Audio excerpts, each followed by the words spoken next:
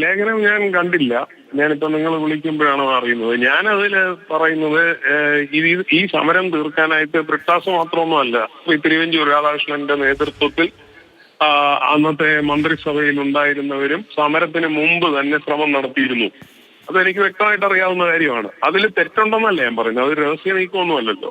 സർക്കാരിനെതിരെ ഒരു സമരം വരുമ്പോൾ ആ സമരം ഇടപെട്ട് സമരം തുടങ്ങാതിരിക്കാനുള്ള ശ്രമം തന്നെ നടന്നിരുന്നു. അതിനുശേഷവും നടന്നു. അപ്പോൾ അതില് മുഖ്യമന്ത്രി രാജിവെക്കില്ല, പകരം അന്വേഷണം പ്രഖ്യാപിക്കാമെന്നാണ് സമരത്തിന് മുമ്പ് തന്നെ വെച്ചിരുന്ന ഓഫർ. ഇത് വെച്ചിട്ട് ശ്രീ കാനൻ രാജേന്ദ്രനെയും VS-നെയും ഒക്കെ ഇവർ വിളിച്ചിട്ടുള്ളതാണ്. പക്ഷെ അന്ന് ഒരു കാരണവശാലും മുഖ്യമന്ത്രിയുടെ രാജിയിൽ കുറഞ്ഞ ഒരു ആവശ്യത്തിൽ നിന്ന് പിന്നോട്ട് പോകില്ല എന്നിവർ കൂടി ആലോചിച്ച്, ഈ നേതാക്കന്മാർ കൂടി ആലോചിച്ച് എടുത്ത തീരുമാനമാണ്. അത് അഖിലേന്ത്യാ സെക്രട്ടറിമാര് ഈ ഇടത് പാർട്ടികളുടെ തിരുവനന്തപുരത്ത് വന്ന് പ്രഖ്യാപിച്ചതാണ്. അവർ തിരിച്ച് ഡൽഹിയിൽ എത്തുന്നതിന് മുൻപേ ഈ സമരം പിൻവലിച്ചു. ഈ സമരം പിൻവലിക്കാനുള്ള സാഹചര്യം എന്താണ് എന്നുള്ളത് നമ്മൾ കണ്ടെത്തേണ്ട കാര്യമാണ്. അതിൽ നമ്മൾ ബ്രിട്ടാസിന്റെ ബ്രിട്ടാസും അതിൻ്റെ അകത്ത് ഇടനിലയ്ക്ക് സംസാരിച്ചിട്ടുണ്ടാവും.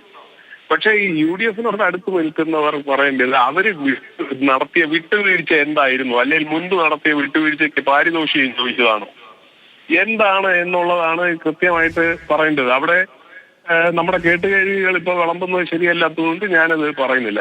ഞാൻ ഈ പറഞ്ഞ മുഴുവൻ കാര്യങ്ങളും പബ്ലിക് ഡൊമൈനിലുള്ള കാര്യമല്ലോ. ഞാൻ നേരത്തെ ഞങ്ങൾ പരാമർശിച്ച TP കേസാണോ? അന്ന് അത് വലിയ ചർച്ചയായിരുന്നല്ലോ. TP കേസിന്റെ അകത്ത് നിങ്ങൾ അനൂപ് കുരുവിള ജോണിനെ ട്രാൻസ്ഫർ ചെയ്ത അന്ന് മുതൽ ഇവിടുത്തെ അന്വേഷണം അവസാനിച്ചു. അതുകൊണ്ട് ഈ പല RMPയുടെ നേതാക്കന്മാർ പോലും പറയുന്നത് പോലെയല്ല, ആ സമയത്ത് തന്നെ അത് അവസാനിച്ചു. തുടരന്വേഷണം നടത്തും എന്ന് ചാർജ് ഷീറ്റിനോടൊപ്പം കോടതിയെ അറിയിച്ചതാണ്. തുടരന്വേഷണം എവിടെ? അതിനുണ്ടായിരുന്ന SIT എവിടെ? അപ്പൊ ഇത് അതില് പല നേതാക്കന്മാർക്കും പങ്കുണ്ട്, ചില മരണപ്പെട്ട നേതാക്കന്മാർക്ക് പങ്കുണ്ട്. അപ്പോൾ അതൊന്നും ഇനി നമ്മളത് പറഞ്ഞിട്ട് കാര്യമില്ല. പറയേണ്ടവർ ഏതെങ്കിലുമൊക്കെ സമയത്ത് പറയട്ടെ. അപ്പൊ ഇത് ഒത്തുതീർപ്പാക്കി എന്നുള്ളത് നമ്മുടെ മുന്നിൽ പബ്ലിക് ഡൊമൈനിലുള്ള കാര്യമാണ്. അത് നിഷേധിക്കാൻ പറ്റുന്ന കാര്യമല്ല. CPIയുടെ സംസ്ഥാന എക്സിക്യൂട്ടീവ് കൂടാൻ വേണ്ടി അവിടെ നിന്ന് സംസ്ഥാന സെക്രട്ടറി ആയിരുന്ന സഖാവ് കാനൻ രാജേന്ദ്രൻ യാത്ര ആരംഭിച്ച് അദ്ദേഹം പാളയത്തെത്തിയപ്പോൾ സമരം പിൻവലിച്ചു. ഞാനന്ന് കാനത്തോട് നേരിട്ട് സംസാരിച്ചതാണ്. അദ്ദേഹം അപ്പോൾ ഇവിടെ എത്തിയിട്ടില്ല. എന്താണ് ഇങ്ങനെ രണ്ടാമത്തെ ഘടകകക്ഷിയായിട്ടുള്ള CPIയുടെ സംസ്ഥാന എക്സിക്യൂട്ടീവ് കൂടി തീരുമാനം എടുക്കുന്നതിന് മുമ്പേ ഇനി സമരം പിൻവലിച്ച കാര്യം അറിഞ്ഞപ്പോൾ CPM-ന്റെ കേന്ദ്ര കമ്മിറ്റി അംഗമായിട്ടുള്ള ശ്രീ തോമസ് ഐസക് പത്രക്കാരിൽ നിന്നാണ് അറിഞ്ഞതെന്നുള്ളത് നിങ്ങളുടെ റെക്കോർഡിലുള്ളതാണ്.